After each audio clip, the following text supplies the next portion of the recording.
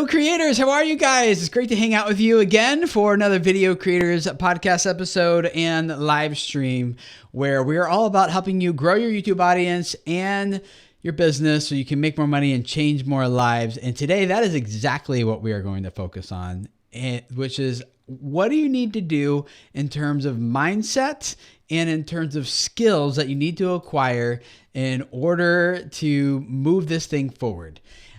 The context I'm thinking of is a lot of us are kind of like stuck at home. I don't know if stuck's the right word. I kind of feel like as someone who makes their living on the internet and who works from home and who homeschools his kids, I kind of feel like it's kind of interesting to see that the rest of the world refers to my normal daily lifestyle as quarantine. But you guys, if that is you, I want to kind of help you move forward here today. That's what Lennon and Delana and myself are all here for you guys to talk through. Like if you're in that position where you want to take your channel to the next level in terms of turning it into a business, maybe you've just been dabbling, maybe it's just like a hobby, maybe it's like a side gig, and all of a sudden you're like, I lost my job, or I'm not getting paid, or my income is down, or whatever, and now I'm at home. How am I? And you're thinking like, I got to turn this YouTube thing into an actual paid thing now. How do I do that? Well, that's a really big conversation, but today we want to get started with helping you know, like what steps do you take first in terms of mindset and skills you need to actually have. My goal is by the end of this, you guys will know, yes, this is the perfect direction for me to go, or yes, this is going to work, but I need to work on these things first so that you can set yourself up for success. So that's where we're going. The skills you need to have in order to make your YouTube channel a financial endeavor for you successfully, and we're going to dive into that. But first, welcome Lennon and Delana, as always.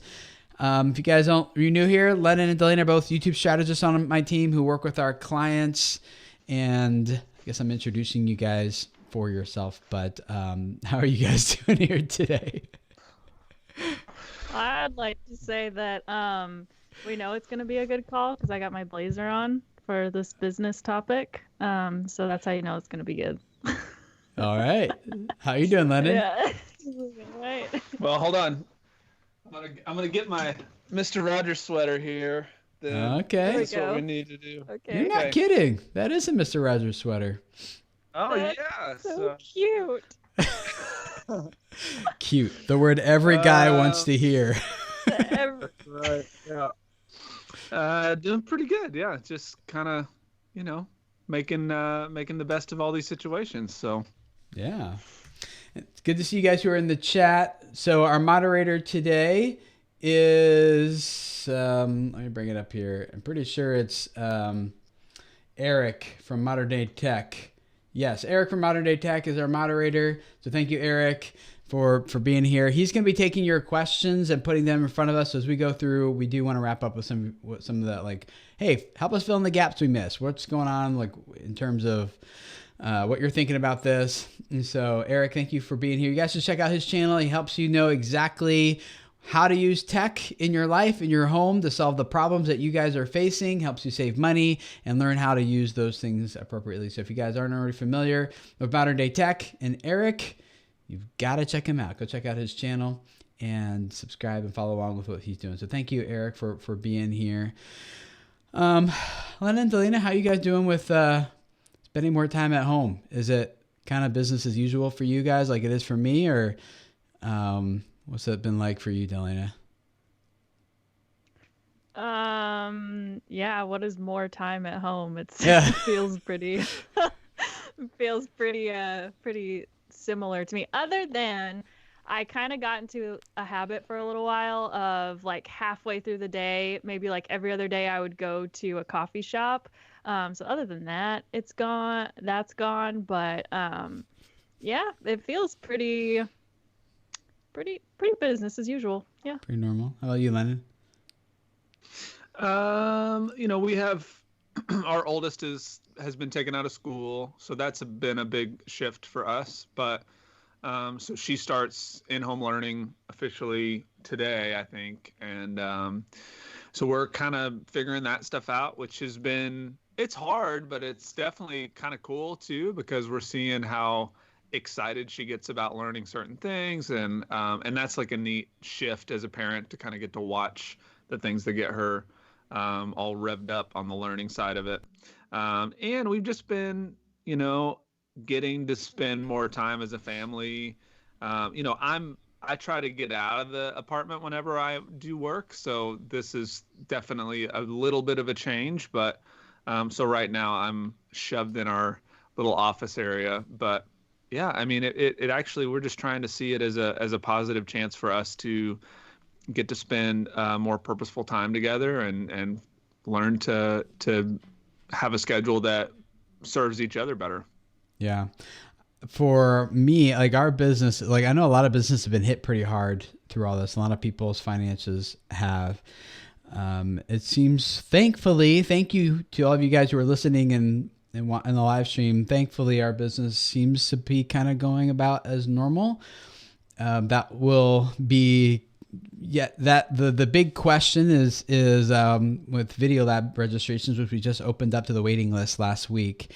And we are discounting it for the first time ever, like in 6 years, just because I know there's some people out there that they need that information and they're in a spot where it could change their life and their whole trajectory for their future, but they can't afford the full price. So, as a little tip to you guys who are, we haven't announced it publicly yet that registration is open, only to the waiting list, and several people have already jumped on.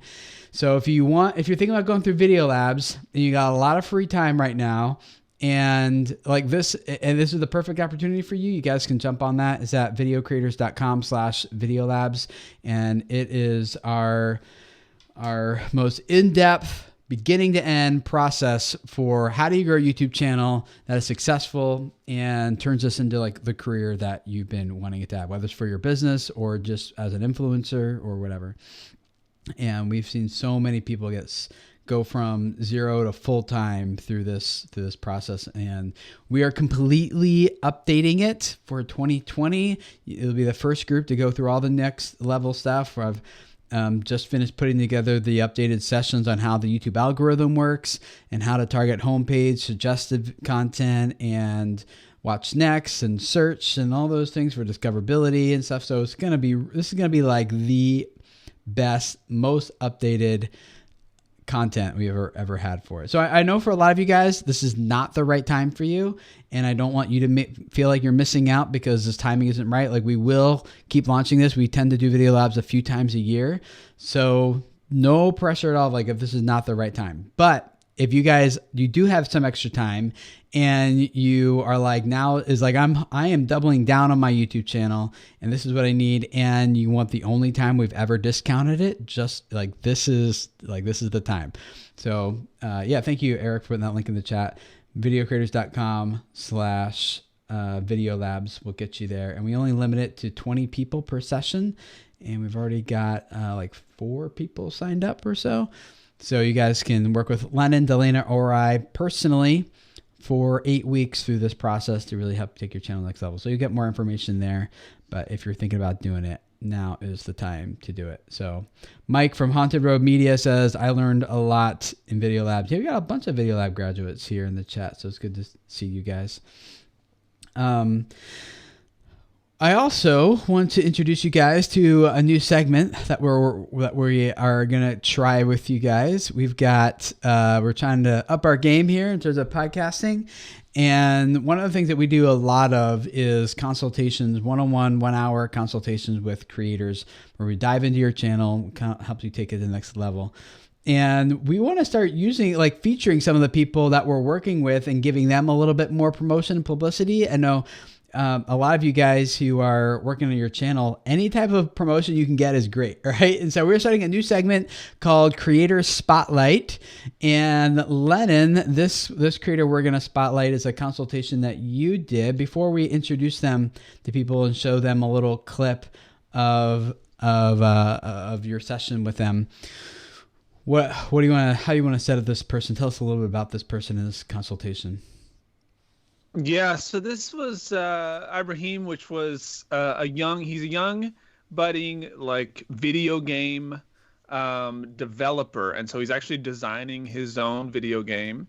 And he had a couple channels that he really looked up to and was kind of telling the story or talking a lot about the stories that these games present and sort of breaking down what makes these games that he enjoys really good. And so we ended up going through and just digging real deep into what we felt like his purpose was. Like, what's he really trying to get across? How can he start to differentiate himself from the ones that he was sort of mimicking at the time? And it was a really, really fun conversation.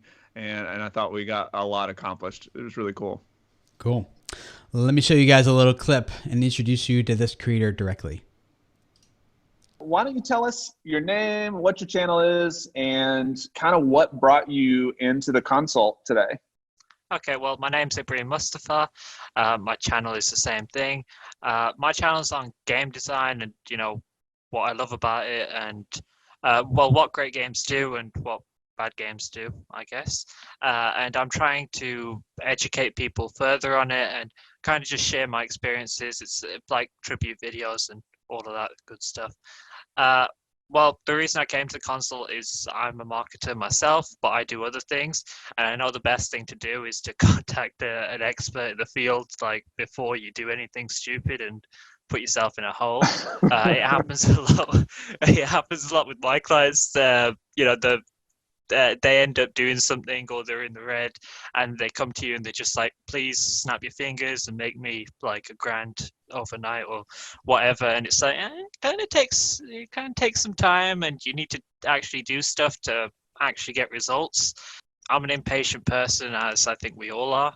You make something and put your soul into it, and once you put it out there and you can't change anything, it's kind of a jarring experience. Especially when it doesn't do like the millions of views that you think it deserves. But kind of speaking to someone about it and then putting it into perspective and being critical of you and actually telling you how you need to improve, and that having someone care and take some time to actually analyze your channel, because once you do something you can't really see the faults in it a lot of the time, and it's hard to put yourself into the viewer's shoes and see their journey. So it has put a lot of stuff in perspective, and it's really helped me. Cool. And what do you feel like is the one thing that you need to go work on after we're done here? I think I need to work on working out who my viewer is and what value I give to them, and especially at the start of videos when I'm doing my chatty and waffly intros, how I need to actually tell them that I'm the person. My content is the content that they were looking for. And that they should stick around and watch it, I guess. Cool. Yeah, it's been really fun. I feel like we got to dig into some of the heart of why you do what you do, and that's one of my favorite things to do here in these consults. So it's really been a pleasure, and Yep. I appreciate you letting me dig in today and for letting us feature here on the podcast. No, I really enjoyed it. Love it, man. I know that the three of us love really diving into your channels with you. Some of you guys are asking, how do I get in Creator Spotlight? Well, you got to do a consultation with us, and if we like you, no, okay. We're just doing with people who are doing consultations with. We've got a lot of them already pre-recorded, and we're getting ready to share those with you guys over the next coming weeks. And then for you guys who are looking for the discount for Video Labs, how long is it going? It's the Video Labs, the discount for Video Labs is good for this entire session. So once Video Labs sells out, and it has sold out every single year for the past 5 or 6 years we've been running this thing, but everyone gets the discount we just want to help people out who are like, this is the information that I need, and I'm really ready to dive into my channel. So we're discounting it by hundreds of dollars for you guys. So yeah, but yeah, and if you're looking to do a consultation with one of us, videocreators.com/consulting. Yeah, there we go. So links to that, but also to his channel. If you guys are like, hey, that looks really interesting, that sounds really interesting, I want to learn more about video game development and everything, there will be a link in the show notes for you guys who are listening to the audience. If you're listening to the podcast later, There's a link in the show notes. You guys can go check out his channel and see what he's up to. And I'm looking forward to introducing you guys to other fun creators that we're working with here in the future as well. So thank you, Ibrahim, for being willing to be a part of that with us. And we've got some fun ones coming up for you guys next. Let's talk about how we turn this thing we're doing on YouTube into a thing, a paid thing. Like, what skills do we need to turn our YouTube channels into a business where we can start making money from home, working from where we're at? And I think this is such a big issue that I've been actually, I don't have even told Len and Delana this, but I have been working, I probably put a good, I don't know, it's been I think it's been over, it's been well over 100 hours I've put into putting together a training that I'm going to make available for free. I'm not charging anything. There's no upsell on it. There's no anything. It's 100% just free to help those of you guys who are like, how do I grow a business from home? And I have done this several times now. And then Video Creators is the third one. And my wife and I are now currently working on our fourth one. They have generated several $1 million between the businesses together, and we've made a lot of mistakes and learned a lot of things the hard way. But I want to give you guys, like, holding nothing back. It's going to be in depth, everything about how do you start and grow a business from home. And I'm going to just make that for free for you guys. I don't know when it's going to come out because I still got to work on other business related stuff in the meantime, but I've been spending my free time on Saturdays so we're working on this for you guys. Do it completely free. So, oh, thank you, Nicole. Guiding Echoes in the chat says private consults are 100% worth it. Thank you. Anyway, that's coming. But one of the things I'm going to talk with you about in that training, this is a little segment of it here we're going to talk through, is what skills do you need? How do you know if this is right for you and if you're going to be successful or not successful at it as you dive into turning YouTube channel into a thing that's going to work for you, especially on the skills level. I put together a couple of skills. Len and Delana, please feel free to jump in, add any thoughts you have on these. But the first skill I think you need to have in order to make this really work well for you is the skill of problem solving. So the reason your business exists in the first place is to solve a problem for people. That's what if you're going to boil businesses down to what is a business and what do they do, a business exists to solve a problem for people. I think you guys kind of know, hopefully, what that is in my business, because that's why you're here, and that's why you're on the live stream or you've been listening to this episode, because you want us to help you solve a problem for you. Your business is going to do the same thing. What problem does your business solve for people? And having that skill of problem solving is going to be really, really important. So you're going to need to solve lots of problems, not just like what problem is your business solving for people, but when your product doesn't work, how do you solve that problem? What if your service fails? What if you have an unhappy customer? How do you solve that problem? What if a key employee quits or resigns? Like, how do you solve that problem? What if your expenses grow higher than your income? How do you solve that problem? What if your marketing campaign flops? And how do you solve that problem? I've been working on that one. We've had a thing called Story Labs. We tried alpha launch and then a beta launch, and both times it just flopped. And I'm like, woo, okay, we put a lot into this. This is the right content people need. And I think we have a solution now. But one really pressing example I can think of too is, like, as our team here at Video Creators was growing, I had more and more people to pay. But now I'm spending more and more time managing people than providing services that actually generate revenue. So the profit margins went way off. So now my expenses are going up with having more people on the team, but the profit is going down because I'm spending less of my time on profit or revenue producing things and more time on people. So, like, how do you solve that problem? That was I had to do a lot of new math on all that stuff. Thankfully, I have a good accountant who helps me with that stuff, but she kind of functions more like a CFO. But anything come to mind for you, Len and Delana, when you think about, like, someone who's starting a business or turning their YouTube channel into a business with the intention of making money off of it, when it comes to problem solving, things that you guys think they need to consider? If not, that's fine I mean, too. I don't. Kind of put him on the spot. Yeah, yeah.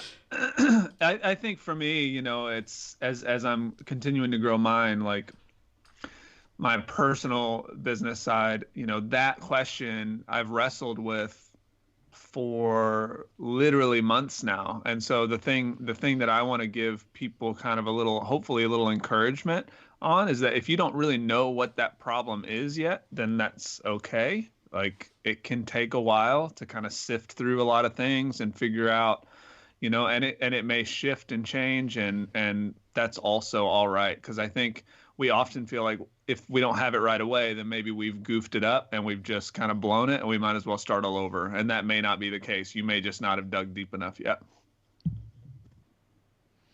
Yep. I think of the problem that I was trying to solve in the beginning. It took me 6 years to figure out how do I consistently reproduce explosive growth on YouTube for people. That was like a big problem. And the bigger the problem, usually the more money you make from it. If it's just like a simple problem that not a lot of people have, or that the pain isn't really that high or something. But it took me 6 years to do that. And then once I figured the solution out, then it was like, okay, now how do I teach this to other people so that they can easily do it within only a few weeks?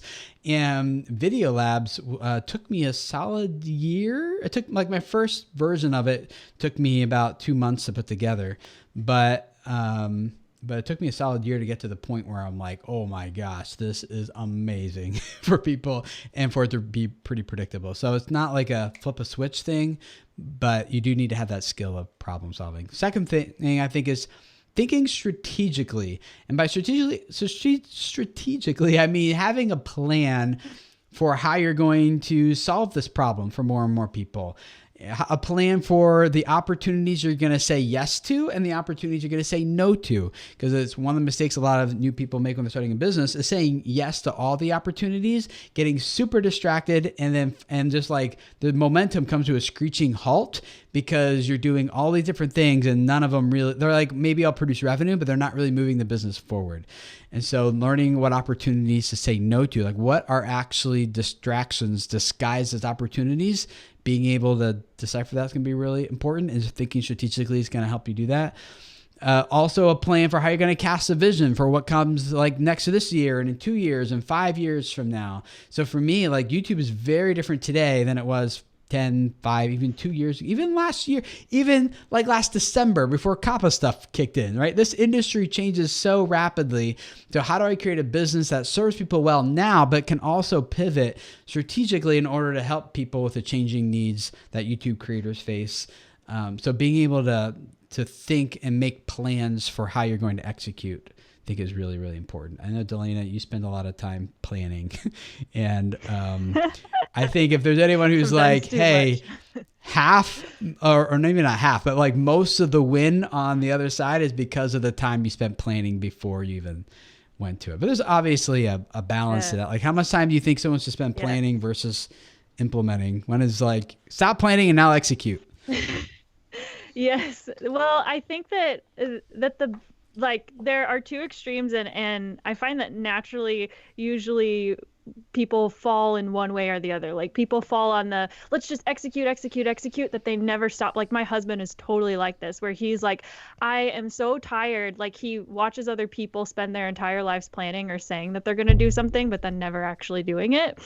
And so he's like, I don't want to be that. And so he gets caught in this, almost like he's afraid to take a step back and think all the way through it and make a plan, because to him making a plan means procrastinating, and where he's like, I've built more of a business than a lot of people because I just spent so much time doing, which I think is very true. He wouldn't be as far as he is had he not spent so much time executing. But it also came to a point where he had to reevaluate as his business grew and everything like that. There was a point where it was like they started to hit walls, and that was because the things that they were executing on weren't necessarily fully thought through yet. And so we had to I actually helped him take a step back and think through a lot of like, okay, what are actually your goals? What are actually the problems that you're running into? And so where does the time and focus need to go? Not what do I think the problem is right now, but or the pain that I'm necessarily feeling, but let's get down to the root of that and then take steps to fix that. And so whenever it comes to planning, it should never, and this is the other side of things where people hide behind planning because if they're honest with themselves, like they're too anxious or too afraid to like fully start executing on it. So they hide behind planning, and that's the balance that we have to do, because planning will make you feel like you're doing something, but you're not actually doing anything yet. And so that's kind of like the trick. So it is important to plan, but it's also just as important to plan when you're going to execute on that plan. Yeah. I think one of the reasons why Video Labs works and why some of the things that we do internally at Video Creators works is because we follow this process, and there's been a lot of research done on this, but basically it's like, what's the likelihood of achieving a goal? And if you put a plan together in place. So if you just have an unwritten goal, like this thing in your head, the likelihood of you achieving that goal is 33%. If you write the goal down, now the likelihood of you achieving it goes up to 43% just by writing it down. But if you have a goal, you write it down, and then you also list the action steps you're going to take in order to achieve that goal, the likelihood of you achieving it now goes up to 64%. But if you have the goals, you write them down, and you also write down the action steps you're going to take in order to meet that goal, and then you give weekly updates with like accountability to someone else, the likelihood of you achieving that goal is 76%. So like, that's like, you go from just having a goal is mostly, the likelihood of you achieving it is not super high. But as soon as you start doing some of these other things, you write it down and you share it and you put it together into a process, the likelihood is even higher. And I think that's one of the reasons why Video Labs works so well, is because it has all those elements in it. There's like, you have goals that you establish at the beginning, and then there's training, and then there's action steps that we give you every single week, assignments that you're going to do on your channel. And then we're getting into a weekly video call every week to talk about those things and help you fine tune it and tweak it and then go. So, I mean, some of that science just kind of part of what makes Video Labs work, but combine that with the right process and guided structure. It's like, that's, I think, why the success rate of Video Labs is so high. But not just in terms of Video Labs, but it's like whatever business that you're working on. So if you want to grow your channel, it's like, write it down, plan it out, and share it with someone, and have those weekly accountability things, and you'll be 76% more likely that your channel will turn into a sustainable financial business here during this time when maybe you need it the most. So thinking strategically is really important. Number 3, also need to think systematically. This is something I wish I learned way earlier in my businesses. If I had learned this earlier, man, my life would be so different right now, but better late than never. You need to be able to think in terms of creating systems that reliably solve someone's problem. These are systems that train employees how to solve someone's problem. So I put together the Video Lab system, then got it to a point where now I can teach it to Lennon and Delana, and based on all their experience and things, like now they see, not only do they see the same results that I get with people, but often like now they have expertise in areas that I don't have as much of. Like if you want to talk about how to use your data and analytics about growth on YouTube, both Lennon and Delana will walk circles around me all day long right now. And I actually love that. That's part of why we're a team. But you got to first put together a system to get them to a certain point, first of all. And so systems that generate new clients and new customers. You need systems that keep all your finances in check so you don't run out of business, and puts things away into cash reserves and savings so that if global pandemics happen, you can still keep going for a few months with no income and still support your team and the value you're providing to the people you care about and things like that. So every time I bring on a new employee, I spend a lot of time training them.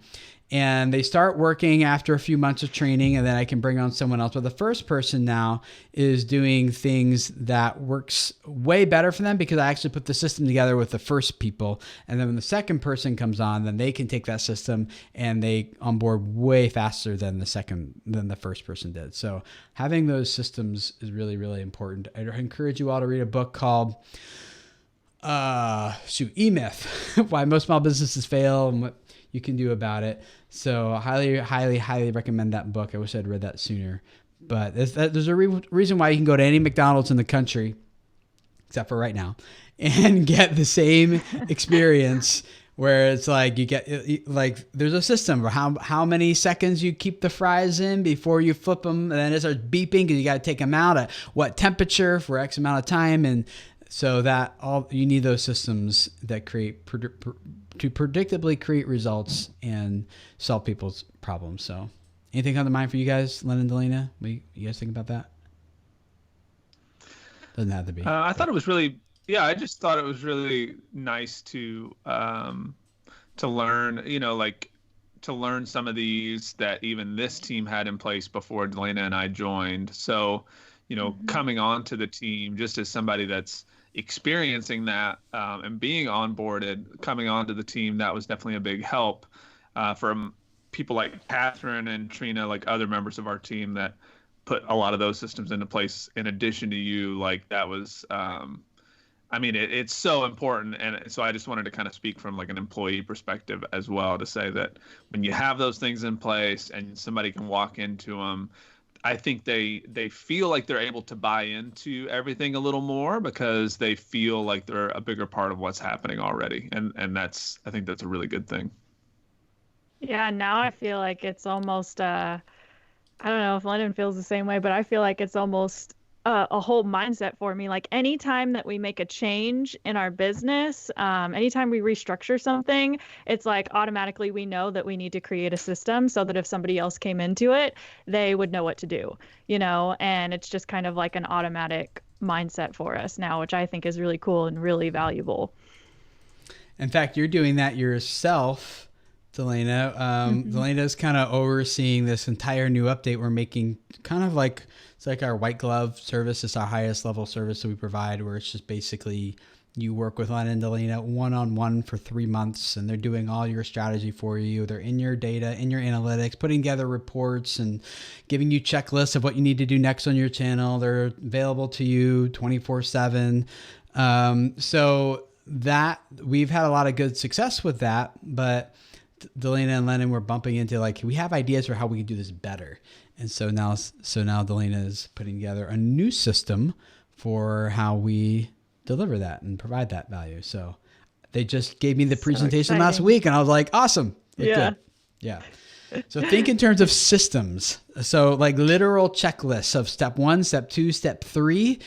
Not just like, because otherwise you get stuck because it's all in your head and you can't grow and scale anymore because you don't know why you cut your video here and not there, why you use this music and not that music. And all of a sudden no one else can edit for you because you're the only one who you're the only one who can edit the way you do. You're the only one who can do this because you're the only one who has to solve that problem. And you get stuck working in your business instead of on your business, and you can't grow, and it's very stressful, and little things become big things really fast, and it's just not a place you want to be. Trust me, I've been there. So put together systems and just think of checklists. Everything has to be a checklist. Everything, every stinking little thing in terms of how do you grow a YouTube channel, which is what we give you, that process, a system in Video Labs, to like, how does my assistant answer email and how does she handle customer support? Like everything has to be a checklist. Okay. Those of you guys who are asking questions, I'm looking forward to diving in. Keep asking them to Eric, and he will get them in front of us here, and we'll do our best to jump into a few of them here in just a second. Another skill you need to have is thinking financially. So a successful business really comes down to math, which you may or may not like or hate, but it really comes down to math. Does the amount of money coming into the business exceed the amount of money that's being spent? And where is there money just being lost or wasted? So even if you don't love math, the thing that's great about this, like if you're just like creative, like you just like to make cool things that help people, and you don't want to get bogged down in Excel spreadsheets and taxes and everything. The good part is like, this is one of the easiest things to outsource. So you can pretty easily pay someone to do this. In fact, the first person I started paying outside myself was an accountant, just to start managing taxes. And now that same person basically functions like a CFO. But you can outsource this pretty easily, but you do need to know how to manage money, stick to a budget, and say no to things that are outside that budget. You need to be able to calculate profit margins and see where the most opportunity for growth is based on numbers and not just based on feelings. Same thing as like we teach you in Video Labs. I feel like I keep coming back to Video Labs. I didn't realize how good of an example it was in all this stuff until we kind of talked about it at the beginning. But like, we're going to spend a few weeks teaching you how to look at your data and analytics and use that to know where the biggest opportunities for growth are in your channel. And the same thing applies to your business. So you do need to be able to manage money well. And this might be controversial, but I personally believe that starts with practicing it with your personal finances first, and then those skills carry over to your business. So, that's a whole big bucket. I don't know if I want to get into necessarily, but Len and Delana, you got any thoughts on that one? Yeah, both like, yeah, let's not get into that one. Okay, then the next one is it's just a little testy. Yeah, people, like, whenever we start talking money, people are so emotionally tied to money that is really hard. And we have such strong core beliefs, like deeply held beliefs around money based on childhood, based on previous experiences, based on lots of different things that, like, there was a time when I was making $14,000 a year trying to climb out of debt. And we did it, actually, but it came with a lot of sacrifice, and it's possible. But because of that experience, I kind of feel like anyone can do this. If you can climb out of debt and start a business on $14K a year, like, come on. So yeah. I don't know that I have anything special. I have no business experience, no prior background in anything. So I think it is a skill that can definitely be learned, but it's a belief that has to be shaped first. Yes. And I think that just the same for like your personal finances. And I don't even think that as many people adopt this as maybe they should. But the personal finances, just the same for that. Within your business, like even if you're just getting started, you should be tracking everywhere that your money is going, everything that you spent it on and how that benefited your business. And even if you aren't necessarily setting a budget yet because you're like, oh, I'm just wrapping my head around starting a business maybe, or wrapping my head around finances, the least you can do is just start tracking exactly where your money is going, because then from there, once you actually start seeing where it's going, it'll give you more clarity. But like trying to wrap your head around finances just before you even really know anything about it or where your business is going or anything like that, that's a really hard thing to do. But if you start tracking it, then you can say, okay, I spent this much on marketing. I spent this much on just office supplies, and whatever your business entails, you can start to get a clearer picture. And then as your business grows, your budget can grow with it because you have an idea of where that money is already going and how it needs to increase with your business. Yep. We got some good questions. Let me go through a few more things. I want to tell you some skills you need that can't be taught as well. But the next skill you guys really need is to be resilient. Can you handle rejection? Can you handle stress? Can you handle burnout? Can you handle distractions? Can you handle slow progress? Can you focus on one thing long enough to make it work, but then also know when it's time to pivot?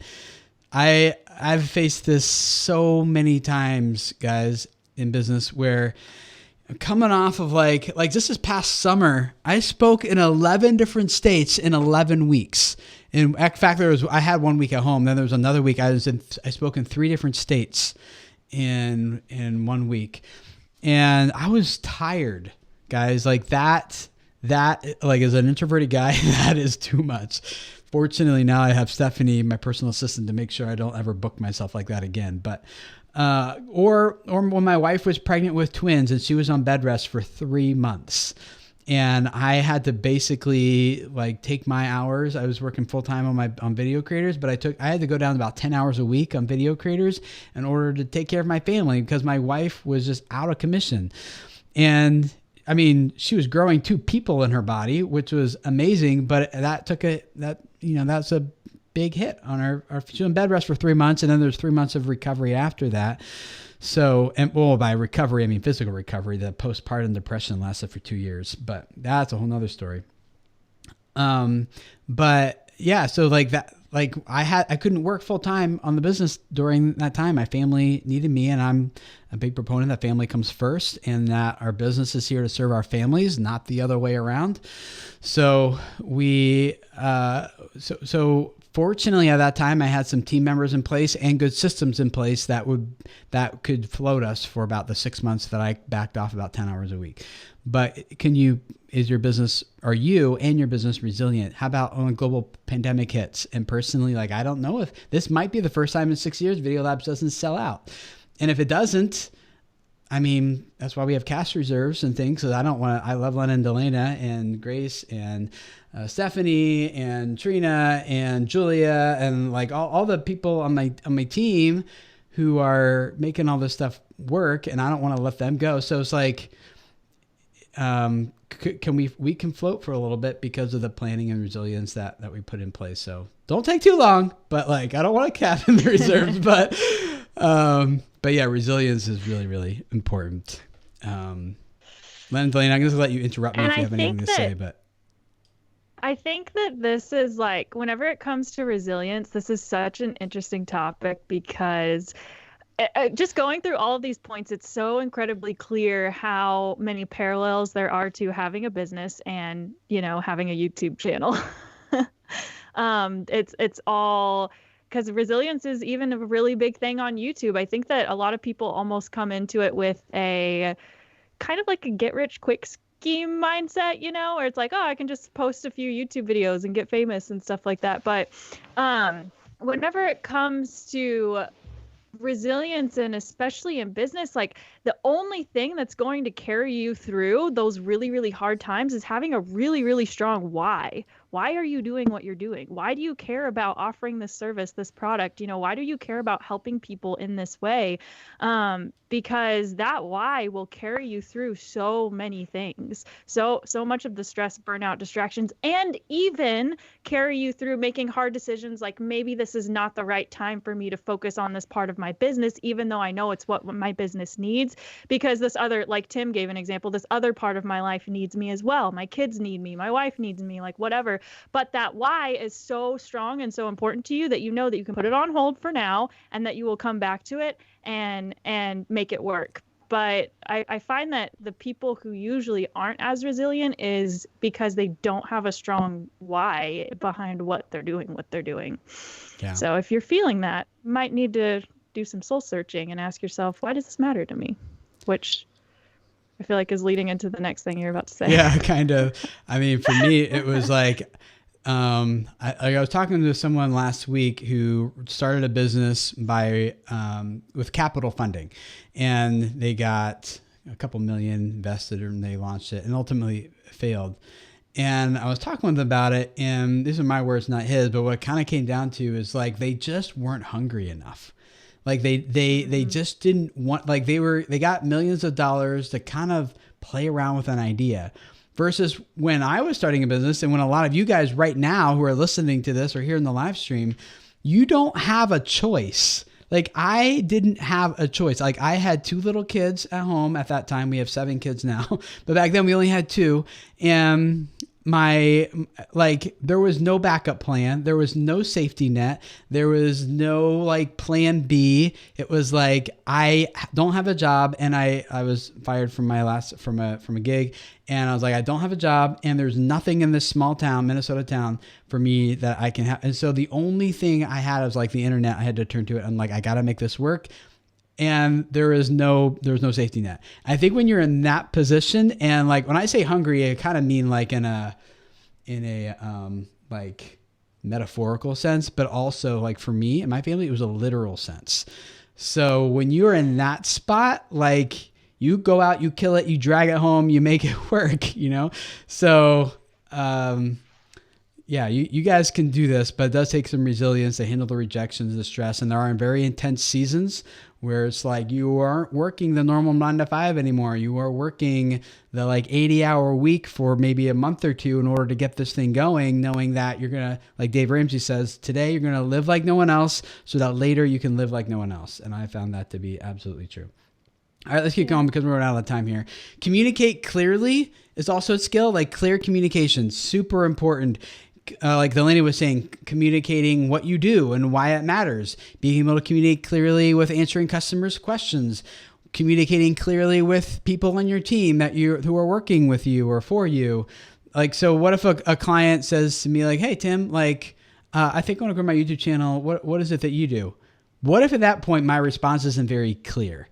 What if if there's any sense of confusion in them that they have about what it is I do and how it solves their problem, that's a lost opportunity. So clear communication, not just in sales, but that is super important with your team. I mean, just in relationships in general with people and your spouse and everything, like just clear communication is important. Yeah. The final one is sales. You do have to learn sales. I come from a background of like all my degrees and background are in theology and church stuff and youth pastor for 12 years. And I have no experience in business, no background in business, in sales. And I kind of thought that sales was a slimy thing. I was just like, it's a necessary thing some people have to do, but it's mostly manipulative and trying to take advantage of people. And there is certainly that out there. But if you have really solid value that you want to communicate and that you want to provide to people because you know it's going to change their life, now it's no longer like I'm trying to extract value. Now it's like, no, you need this value in your life, and you sell way differently when you see the change that, at least for me, when you see the change that makes in people's lives. If you have no sales, you have no business. That's it. Like, and when you're starting out in your business, you're responsible for everything. And if you aren't a salesperson, then you're not gonna get this thing launched. So that's selling, whether product you're selling through your channel or it's selling yourself to brands, if you're doing brand deals and sponsorships, or it's even selling your channel to your potential audience, not in terms of a transaction necessarily, but maybe it's Patreon. Like, how do you sell patrons? How do you sell and get more patrons? How do you sell and get more members on your channel? Like, you need to learn the skill of selling. And fortunately, it can be learned, but it is absolutely hands down the number one skill you really need if you're going to make all this work is sales. So no sales, you have no business. I can tell you a lot of stories about that with me, but for the sake of time, I want to jump into questions here. But you can learn it. There's lots of audiobooks you can take and listen to, and books in the library. If a lot of libraries offer like free digital stuff now, we're using that a lot now with since our current library is closed. But yeah, you really need those skills. The skills you can't learn that you need, like the skills that can't be taught. And these are the types of people I try not to hire personally. But now Len and Delaney are like, oh no, what is it? It's one, like, do you love serving people? I can't teach you that skill. You either love people or you don't. Like, you either love serving people or you don't love serving people. That's a skill you need to have. A skill you need that can't be taught is, are you trustworthy, honest? Are you dependable? That's an important skill. Or do you just take their money and disappear? You also need to have the skill of being naturally curious about how things work. And because things will not always work. And so you need to enjoy solving problems and figuring out new solutions when things no longer work the way they do. Are you naturally curious? Also, a skill you need that can't be taught. Do you have a drive to keep going even when things are tough? Will you give up? Or are you going to like, no, this is what motivates me to go harder, stronger, faster than ever before? Are you self-aware enough to know when the problem when the problem in the business is you? Yes, that's been my case many times. When there's a problem, that and Delaney are laughing. They're like, I know all those moments. Yes, like when you are the problem, are you self-aware enough to know like you are the problem? And that's a skill that can't be taught. I've heard and seen businesses fail because the owner did not have the humility to say, I am the problem. I need to get out of my own way here. And then finally, can you see what needs to change in you in order to serve other people better? That's a really important skill that can't be taught. Like, how are you personally growing and developing so that you can serve other people better? So I can't teach you those skills, but those are all very, very, very important. Len, Delaney, you got anything to add to those before we dive into the questions here? Mr. Rogers says no. Cool. So I don't think so. Yeah. First of all, thank you. Getting all these questions in front of us, Eric. Okay. First of all, we've got Michael M. says, if I'm trying to grow and turn my channel into a business, should I also post on other platforms or just focus on YouTube? What do you guys think? I think if your goal is to turn your channel into a business, then I would do, I would think maybe 80-20, like spend 80% of your time on your YouTube channel, because that's where you're going to, if that's what you want to be your business, you should spend the most time there, hands down. If you want to be on other platforms, I'd maybe spend time on one other one, maybe two, but there's going to be so many. Once you start to turn your channel into a business, you'll start to be developing email lists, you'll have your website, you'll have all these other things that start to happen anyway. So I personally, and this is me and what I'm dealing with as I grow my own thing too, is allowing myself to let a bunch of crap go so that I can focus in on one or two things really well for a while until those are finally tuned and cruising on their own, so that I can then open up to something else. So yeah, hopefully that answers the question. Yeah, I think it all depends on what your goal is for your business, but yeah, I agree with that. Delana, you can take this next one. DIY Gene, I have learned it's a marathon, not a sprint. But how do you keep up the motivation to reach the finish line? Ooh, I love the saying it's a marathon, not a sprint, because that is so, so true. In anything that is worthwhile, that is true. But I'm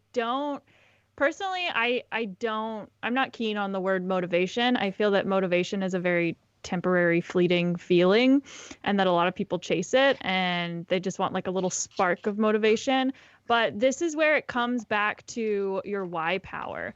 Now, sometimes it is just burnout. Like sometimes you're just doing a lot. Like Tim said, you're coming out of a season where you're working 80 hours a week, or 60 hours a week or something like that. And you're just doing a lot and you're just tired. And it's really hard for a lot of people to feel motivated when they're just tired. And sometimes it's okay to take a step back. However, you can put practices in place. Like a lot of times whenever I start to see the motivation and the drive start to dwindle, it's because almost like every thought, every action, everything starts to get centered around this one thing, to the point where it's like our whole being is being put into it. And so whenever things aren't moving along as quickly as we want them to, or something like that, it gets really draining really fast. And so it's really important that during that time that you really, really fight for your time. Like you fight, I'm going to work during these times. And sometimes those work days are going to be longer than others, but you are deciding this work day, I'm going to work 10 hours. These work days this week, I'm going to work a normal 8 hours or something like that. And you are setting those boundaries for yourself of how long you're going to work 10-hour days or 12-hour days or something like that, so that first of all, there's an end in sight. And then secondly, that you have a balance in your life, and it doesn't just feel like this one thing that you're chasing is engulfing your entire life, because then it's every inch that it doesn't move feels really heavy. And so it's important to kind of keep a balance of all those things in your life. I did a live stream about time management couple weeks ago, if you want to see it. Yeah, it's a couple episodes ago. Yeah. I also just don't think that there's a finish line, period. I don't think a finish line actually exists. Oh, good point. Yes. So when we just kind of give ourselves the freedom to let that go, I think it actually helps. Like for me personally, to just be like, okay, like Delana was saying, it's better to have these sort of goals that we just keep going after, keep pushing toward those, without this expectation of a finish line. Because when we have that and it doesn't come, often that also can be frustrating. There was a video that I was watching from Matt Diavella. I'm sure some of you guys have seen him, but he actually did an interview of these guys who were starting a podcast. And for a podcast, they decided that they were going to give themselves 10 years to make this podcast successful. Not 2, not 3, not 5, 10. And the reason that he interviewed them was because he thought that that was so important, because whenever you kind of give yourself this long span of time, and it's not this like I'm trying to reach this finish line as quickly as possible, but it's actually like I'm gonna give myself as much room as I need to make this successful, then your mind shift changes, because then it doesn't feel like every little thing that you're doing, like your entire business is hinging on it, because you gave yourself 10 years to figure it out. You know what I'm saying? Rather than I got to figure this out in 2 years and everything feels very immediate and that it has to happen right now. So I love, that reminded me what Lennon said of like just let off the pressure of what the finish line or the time span or whatever it needs to be is. That's really good. I hadn't heard that before, but that makes a lot of sense. I think I put a link in the chat for you guys who are live, but if you're the podcast audience, I'll put a link in the show notes as well. So a really quick video. It's about 2 minutes long. It's called "When You're Ready to Quit YouTube." And in there, I walk you guys through a graph of kind of the journey, which is you start feeling great, high excitement. There's this honeymoon period, and then you start getting a little uncertainty. You start losing confidence. You dip into confusion, depression, and then you quit. But if you push past the low point when you're feeling bad and quit, the next step is then accepting that this is harder than I thought it was going to be. Then you start exploring more like different ways of doing it, different opportunities. That's typically where a lot of people come in the video labs, actually, is probably close to like that depression, quitting, and then they move through to accepting and exploring. And then as you start exploring, you start getting more motivated, you start feeling a little bit better. You're like, oh, okay, I can do this. Then you start testing, and then you reach this new level of confidence, which kind of accelerates the channel then going forward.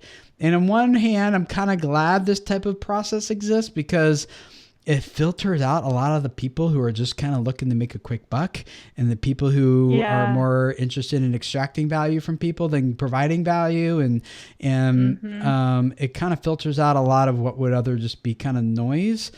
But I'm glad you can certainly push through it and move into the accepting, exploring, testing, and new confidence stages, which is where we see a lot of people come out at the end of Video Lab. So that's fun to see. So good question. I thought we could probably do a whole episode on that one. Yeah, maybe we should. That was good. Yeah. How to stay motivated. Yeah. You guys have a lot of other good questions. Most of them look like they're a little bit off topic though, so I think we'll save those for another time. And dig into those. But we do want to encourage you guys that you can do this, push past the quitting part and get to the testing phase and new confidence. And I'm looking forward to kind of releasing, this is just one little segment of a whole, like I said, totally free, 100%, no ask, no upsell, no anything, just 100% free master class I'm putting together for you guys on how to start a home business for those of you guys who need it during this time. And in the meantime, if you want us to work with you, Video Labs is open. We'd love to, registration's open right now. I'm soon going to announce that publicly, but you guys can jump on that now while there's still some spots available and get the only time in history we've ever discounted it. So if it's the right time for you, of course. If it's not, please don't stress. We will do it again in the future. But love to work with you guys. And Delena's going to wrap us up with her quote of the week. Yay! I feel like this is, as soon as I saw the topic for this week, I was like, I know exactly what quote I want to use.